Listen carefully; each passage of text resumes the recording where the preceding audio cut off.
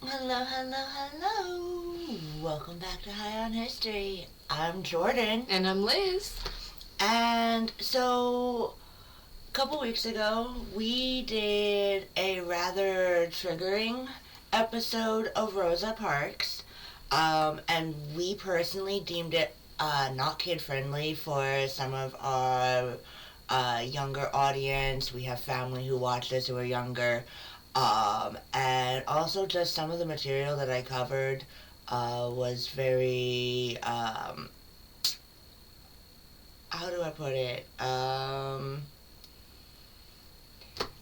We told the truth. Yeah, we told the whole truth. truth and nothing but the truth, and the truth is a dark and terrible thing. Yeah. And we didn't. I didn't censor think myself. to censor ourselves. Yeah.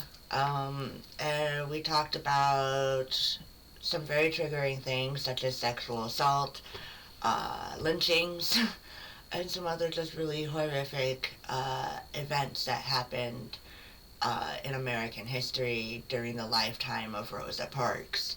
So today we are readdressing Rosa Parks, excluding a lot of the heavier detail because I went in depth with some of the events that led up to her being the hero that she is and the icon in American history. And all that stuff is absolutely worth knowing about. So if you are a member of our older audience and you are interested in the details, we did an episode about it. It is detailed. This one, we're going to do it a little glossier and make it a little bit more family friendly. We're still talking about the civil rights movement. So that is not a family friendly story. Yeah. No matter how you slice it. So, let's get started though. Okay, so Rosa Parks was born on February 4th, 1913 in Tuskegee, Alabama, and she died in Detroit, Michigan on October 24th in 2004. She is best known as a civil rights activist. She was active from the years of 1931 to 2002.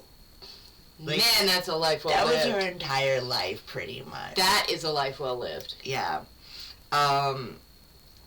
And then she is also most well known for the Montgomery bus boycott and the reason for it.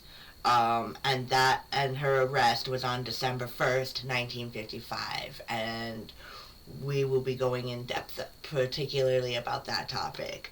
Now, she met her husband, Raymond Parks. He was a barber and an activist. They had no children of their own, but they were doting aunts and an auntie and uncle, and they loved their 13 nieces and nephews. You know, she has that in common with Beatrix Potter.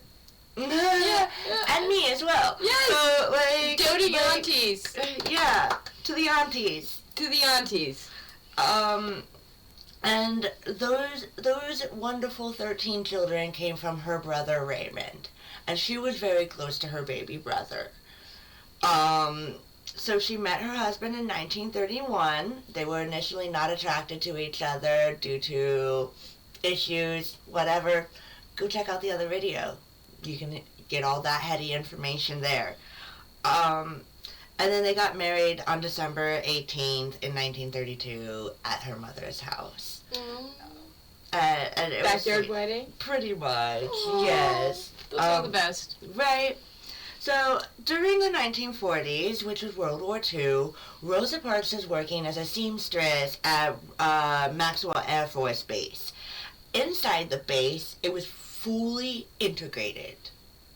So, black soldiers, black civilians who worked on the base rode the bus and got to sit next to the white person, and it didn't matter. Right, because they were all servicemen. It was fully integrated. There was no colored section. There was no Jim Crow laws on the base. That's what I'm getting at.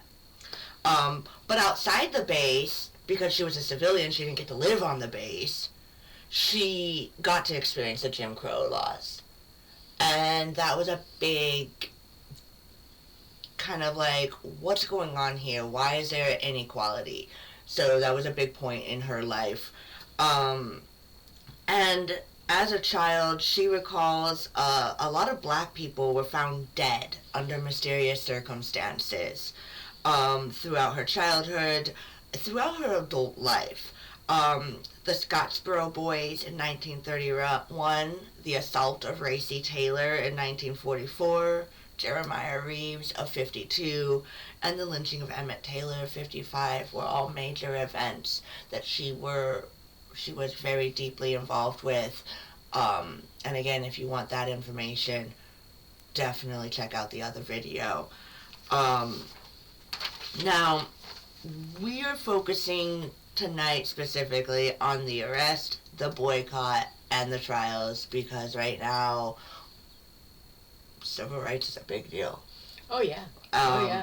So, in Montgomery, as of the 1900s, this is the city of Montgomery, Alabama, they had an ordinance that would pass segregation, and it was implemented before the state had even implemented segregation laws.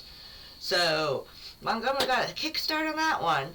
And pretty much it was that there was segregated seating on the bus, but it was stipulated that no rider had to surrender a seat unless there was no other seat available. Right. Now, many drivers had failed to follow that ordinance and just made any one move anyways.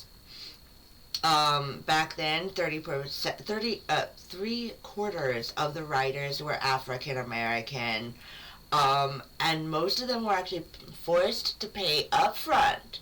Then they were forced to exit the bus, go to the back door, and then get back on. Right. Now, at that point, the driver would more than likely be a jerk and pull off. Right. Taking their money and leaving the passenger behind. That was a common practice. And that's exactly what happened to Rosa Parks when she first met Blake. Now, James Frederick Blake was the driver. And if you want the full details again of what kind of jerk he really is, I go in depth about his encounter with Lucille Times and how he ran her off the road. And I also talk about how he left Rosa Parks after taking her money and insisting she get off the bus. So James Frederick Blake, jerk. And he got to live his life happily ever after, retired from the bus company. He didn't get fired or nothing. But now the incident of what actually we know as her arrest and what kickstarted all of the civil rights movement was on December 1st of 1955, where Blake had demanded Parks and 3 other riders to get up and move. The other 3 passengers got up, making open seats. At this point, Rosa didn't need to move. Right. Yeah, so there were 3 open seats at that point. And so he ends up calling his bus company, and I don't understand how he actually called them, because they didn't have cell phones back in the 50s, so I'm not quite sure, like, the bus had some way of, like, connecting to a hard line, or what, or, like... This was the days when you had to call an operator, right? Yeah, but So, anyway... That's interesting. Okay, well, Yeah, anyway. yeah, I have no idea. That is a rabbit hole we should go down Yeah, sometime. yeah. But he was told to exercise his powers, and under the city ordinance of Chapter 6, Section 11, City Code, he had the police-like authority to remove her from the bus. And he did just that. And that was the arrest that we know. She was taken to Montgomery Hall and fingerprinted, and she was quoted saying that she felt that if she did stand up, that she approved of the way she was being treated, and she didn't approve of that way. And I mean, really? I mean, that's just a matter of straight up individual dignity. Yeah. That is right? dignity. Now, there's 2 trials I'm about to talk about. I'm going to talk about her trial versus Alabama State. And then I'm also going to talk about Browder versus Gale. Now, her trial versus Alabama and Browder vs. Gale are pretty much the same trial, just so everyone is aware. The difference was that because of Rosa Parks' very public arrest, because of her very public trial going on with the state of Alabama, her name was dropped from Browder vs. Gale, and 4 other plaintiffs were picked up and put on that bill. And so this was happening to other people also, who also did not stand up? Yeah. In the other episode, I mentioned the other women who were part of Broward vs. Gale, and for the sake of this video, I will mention them again. I didn't go in depth much in the last video on them, because I was mainly focusing on Rosa, and so... Right, okay. If you want to know who these women are, please... Let us know. That's a rabbit hole we can go down. We did not go down that rabbit hole, but these women were also at the same time a part of the activism, a part of the protest, and a part of just being like, we have had enough and there is no more. We're not going to take it. So now her trial was taken over by E.D. Nixon. So, wait, I'm a little bit curious about something. Okay. I'm not clear on a detail. Okay. Was her refusing to move the beginning of the Montgomery bus boycott, or was that something that was... Because, as my understanding, that the boycotts were kind of happening off and on for a while, so, right? There was a combination of different things going on. Individual, smaller groups were organizing and protesting the bus systems. Okay. In the other video, we talked about the Lucille Times protest, where she started driving around and picking up black passengers and taking them to their destination free of charge. Right. Or for bus fare. I don't know if she actually charged. I don't think it actually said. Okay. But anyways, as a part of the protest, by her treatment by James,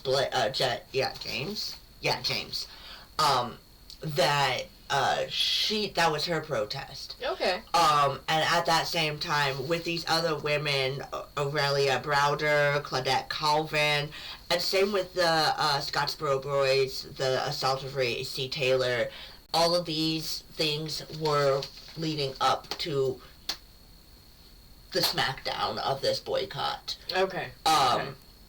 So, and this is kind of like one of the pivotal moments.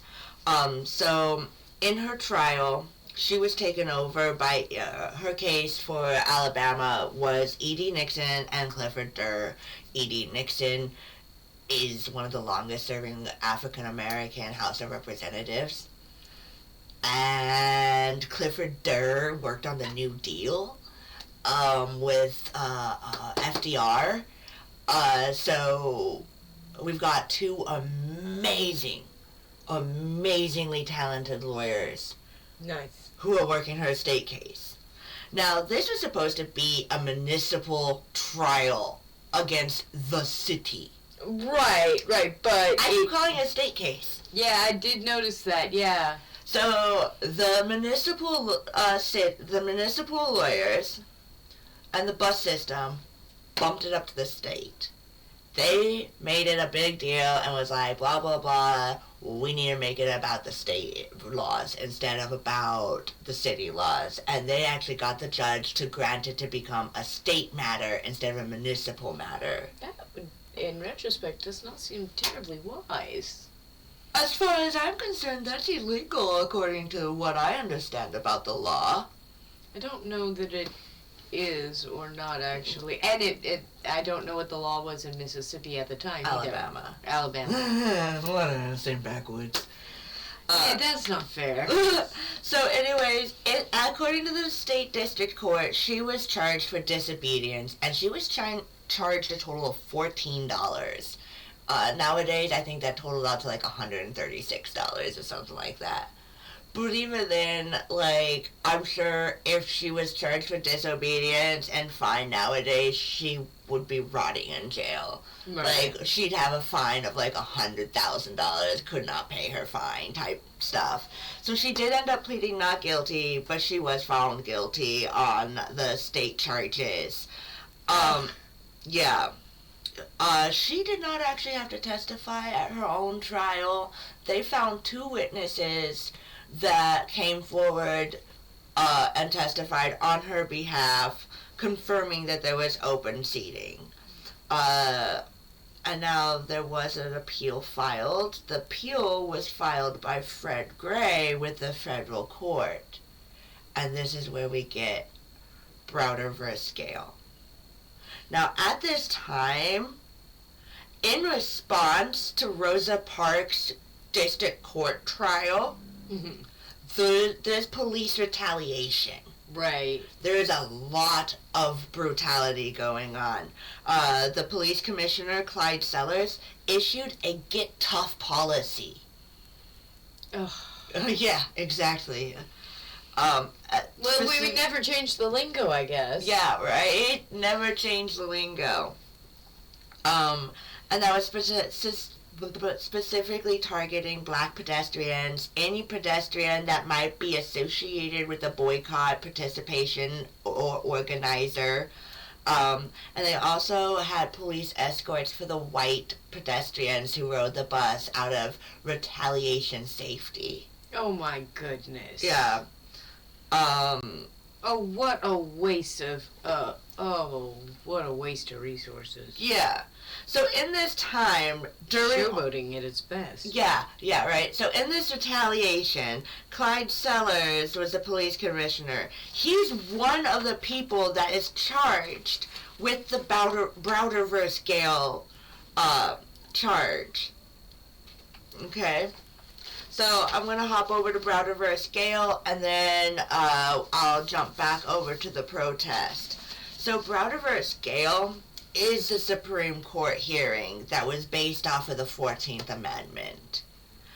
And now to just kind of quickly recap, the 14th Amendment addresses citizenship, equal protection under the law, and due process, ensuring that all persons born or nationalized in the United States are citizens, and that no state can deprive any person of life, liberty, or property without due process or deny equal protection of the law.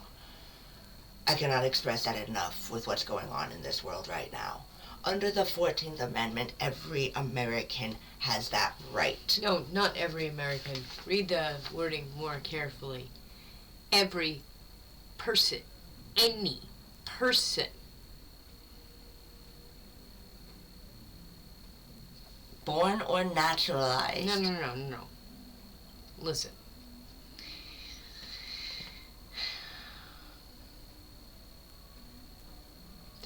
Equal protection under the law and due process, ensuring that all persons born or naturalized in the United States are citizens, and that no state can deprive any person, it doesn't say citizen, it says any person, of life, liberty, or property without due process or deny equal protection of the laws. And they define person as born or naturalized. No, born or naturalized are citizens. I've been going, okay. I watch lawyers on this on YouTube all day. Any persons. Jamie Raskin is going to tell you any persons. In fact, that's exactly the argument he's making. Anyway, we're off the history. Off the history. Sorry, we also do other stuff. Yep. So now, during this time, let's see, we jumped into the 14th Amendment, and that decision was a ruling that segregation on public transportation is unconstitutional. Which, I mean, segregation really kind of is unconstitutional under the 14th Amendment.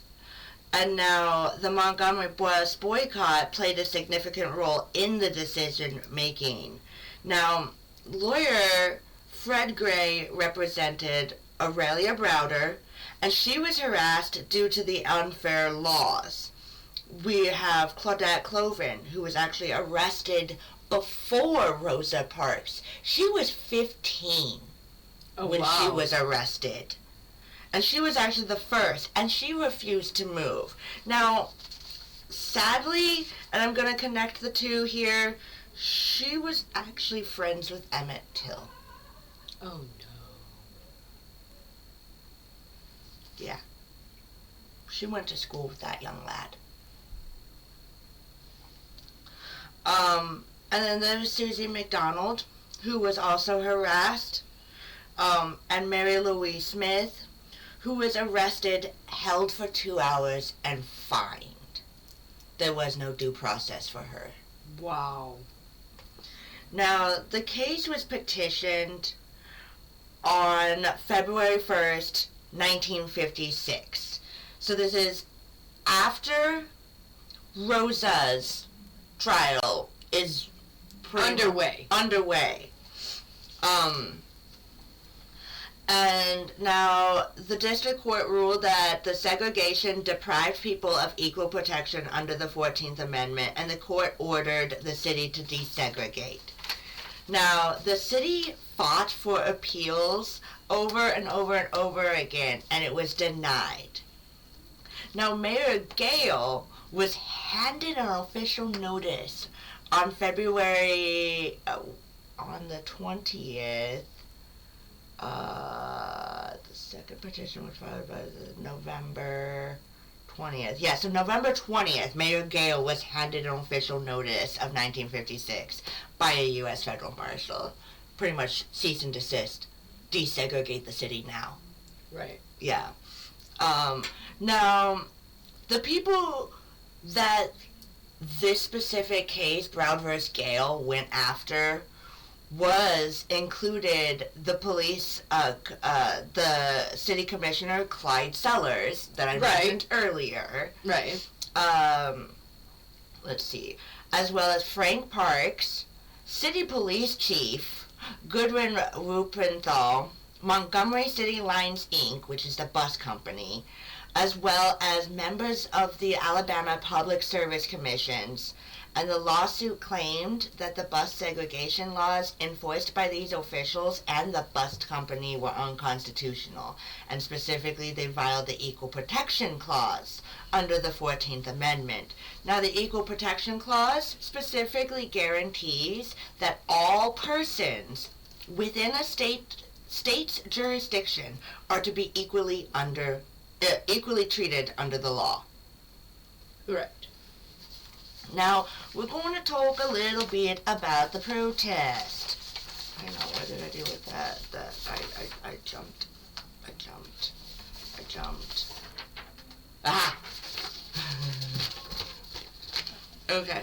Now, on the 2nd of December, like rewinding time here, 2nd December 1955, there was a meeting in the church. The church is called Mount Zion, which was the church where Martin Luther King did his things at. Cool. Yeah, right? So this is a big thing. Everybody's getting together. Where there were plans for the boycott that was being held. There was extensive television coverage of this trial. And on December 4th, many pastors announced to their congregation the date of the protest was to be held on the day of the trial. The day of the trial was going to be on December 5th. So the protest was only supposed to be one day. Let me just emphasize that. Right. It turned into being over a year. Oh, wow. Oh, yeah. So, with that, Martin Luther King was actually ended up arrested in February of 56 because the city had declared the boycott illegal and 115 leaders were arrested. King was the only one charged for the protest, though.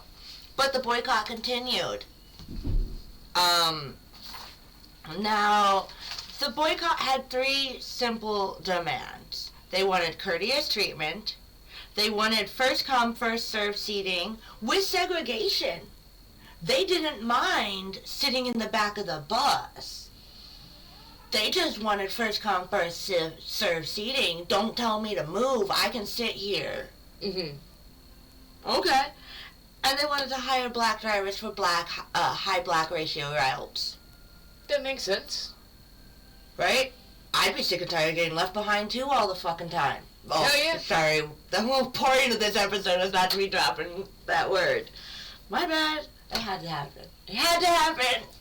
You've done so good. I know. I did so good. Anyways, so she didn't even get to speak at this meeting. But that was kind of okay. She was dealing with her own thing at the trial, and they kind of didn't want her to speak because her arrest is saying enough what she's doing by going to trial, facing death threats, facing all sorts of horrible things. She's lost her job at this point. Right. Her husband's lost her job. Her world's falling apart because of all of this. So, like, she didn't really actually get to speak at all through any of the protest. Which, I mean, I don't blame her either. I'd kind of want to keep my silence. Sure. Also, anything you say can and will be used against you. Right. So, on December 6th to the 8th, there was a press conference, and King had announced that the boycott was going to continue because he got arrested. And because she was found guilty. Right. So, and that's about when Browder starts being like, oh, because this is December 55. Mm-hmm. Browder vs. Gale starts February of 56. So this is where Fred Gray is taking the case to federal court now. Right. So we're moving on to a new chapter, and Rosa Parks has pretty much been ostracized from her life. And that was a kind of a lowdown of the protest. And then in the 50s, after the protest was over, I had something written about the dates. I ended up deleting how long. Oh, King ended up calling off the boycott 381 days. Wow. After the boycott had begun. So that's how long it lasted. That's how long both trials took. That's how long, like, we had to stick it to them. Right. And it was called off hours after the federal court had made their ruling. And that was in, I think, what, I said November is when they had had enough of Gale and, yeah. By June, the district court had made their ruling, and by December 20th, Gale was handed the notice. So, 381 days, federal court's like, hey, we're done, we told you so, desegregate this city. King's like, hey, we're done, we got what we wanted, thank you.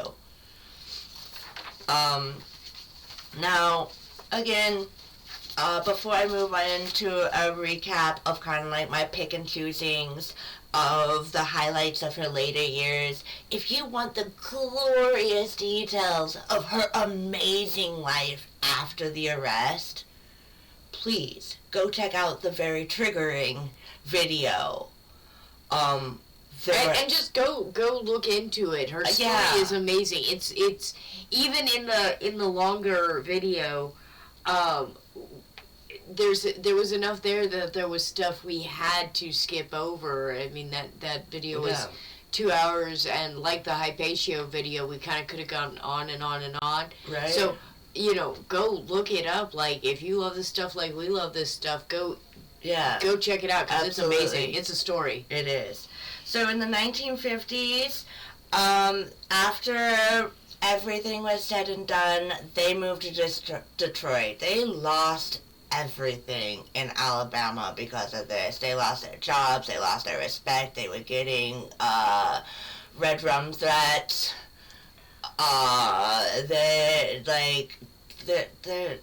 Everything was just taken from them pretty much, unfortunately.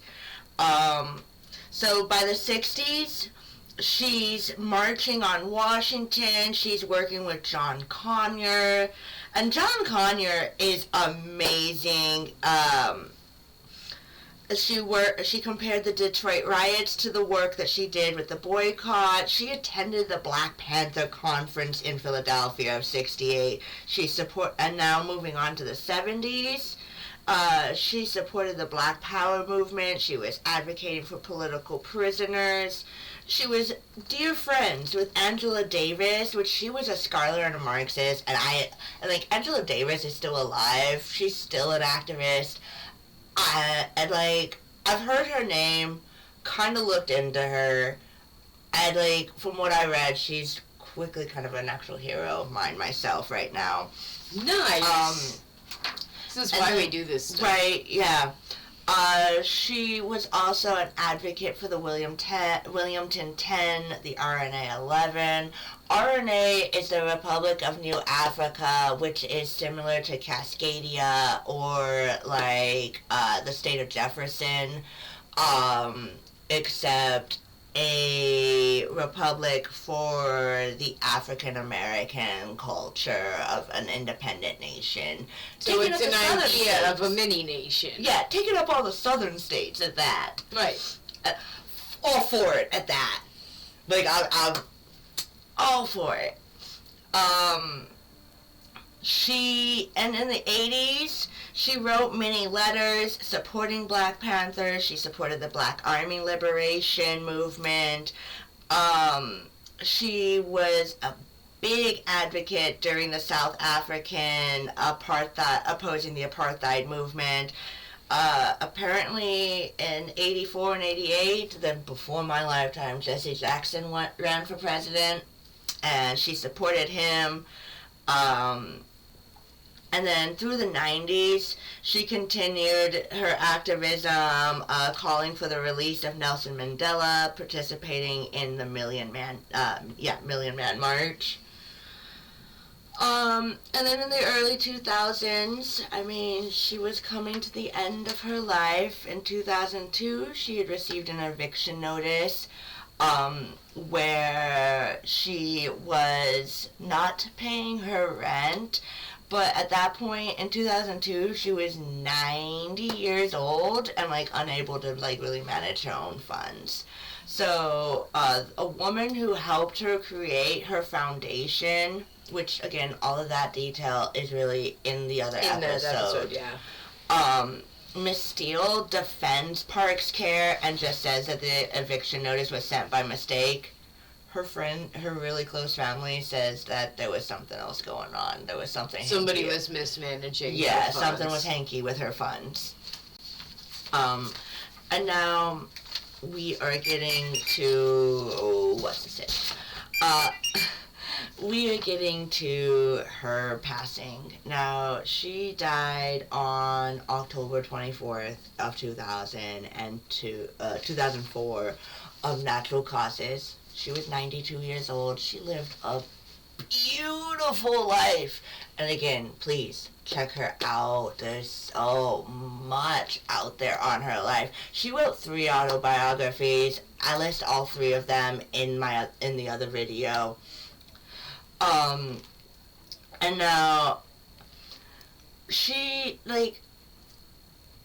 I want to go over all the different beautiful tributes that happened. Again, all of that details in the other video.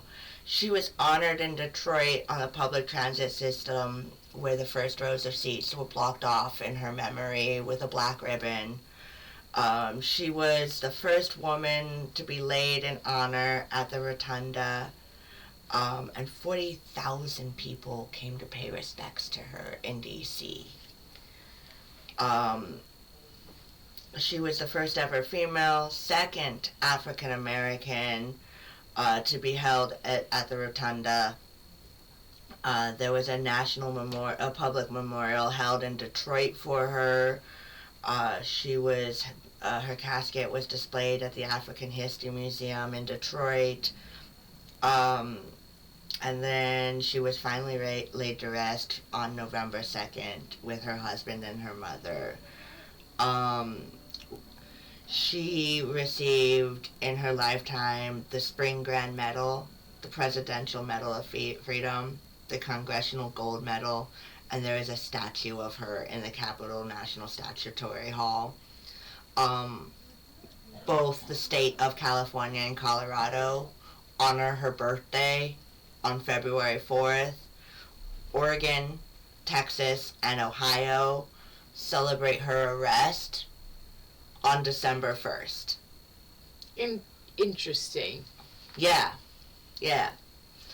And again, if you want the more detailed, lengthier version, go check out the 2-hour video. That's a wrap on Rosa Parks tonight. This coming 2 weeks, we're going to start working on the French Revolution. And that's going to be something we're going to tag team, kind of the way we tackled Paleolithic Africa for the next few weeks or so. Yeah, that's kind of the goal. There are some stories that are not super easy to tell.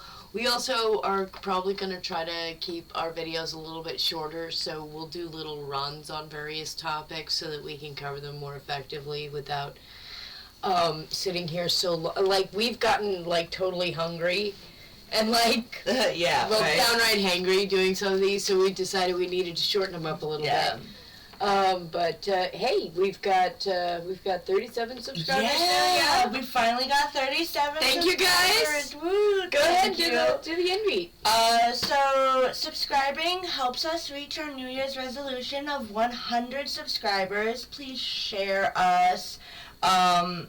Hit that like button if you love what we do. Hit that subscribe button, hit your notification bell. You'll never miss a winding rabbit hole with us. And then if you had any questions, comments, feedback, post them below. We'll shout you out. And this week we had a comment from GourmelFun99. Thank you very much for watching the video. Thank you so much. Bye.